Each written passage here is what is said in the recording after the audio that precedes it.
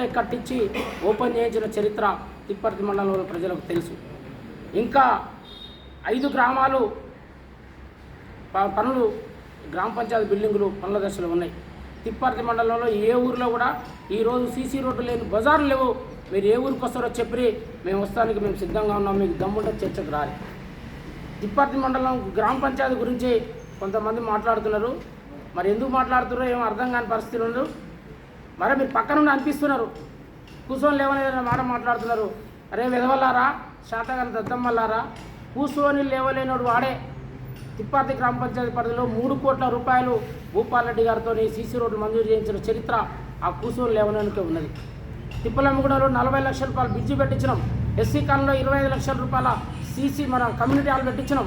Tipparthi centre 99లో నువ్వు గెలిచినాడు ఎట్లా ఉన్నదో 2018 వరకు నువ్వు ఓడిపోయినంత వరకు అట్నే ఉంది వెంకటరెడ్డి.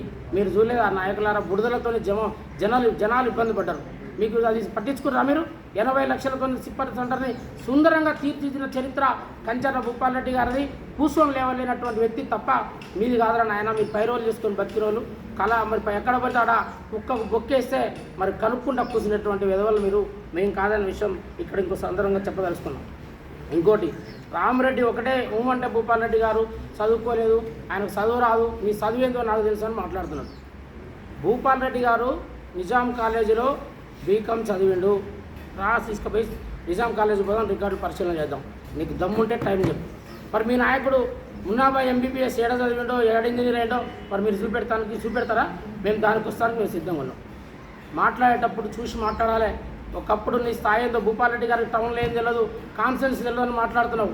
2004 వరకు నీ చరిత్ర ఏంటిది? నువ్వు ఎక్కడ ఉన్నావు? అసలు నల్లగొండ నియోజకవర్గం కాదు, తిప్పర్తి మండలంలో ఉన్నటువంటి అప్పటి 26 గ్రామ పంచాయతీల పేరు చెప్పే అర్హత నీకుందా? తెలుసా అసలు గ్రామ పంచాయతీలు ఏ బజార్లో ఏముందో, ఏ గూడెం ఏముందో చెప్పగలుగుతావా? 2018లో భూపాల్ రెడ్డి గారు సహకారంతో మా దామోదర్ రెడ్డి పుట్టించిన బిడ్డకు ఎంపీపీని ఎత్తుకొని 5 ఏళ్ళు ఎలగబెట్టినావు. మేం కాదు, మంది బిడ్డను ఎత్తుకుని నువ్వైతే కాదు, అది అందరూ తెలుసు. మేము ఇవ్వకపోతే ఎంపీ బయటని కావు. ఒక్కాడంగా పాదురు శ్రీనివాసరెడ్డి, ఒక్కాడంగా పెండెం అరుణ రామకృష్ణ మాకు కావాలి, ఆయన కట్టిస్తాడు కొట్లాడితే భూపాల్ రెడ్డి దగ్గరకు వచ్చి కాళ్ళు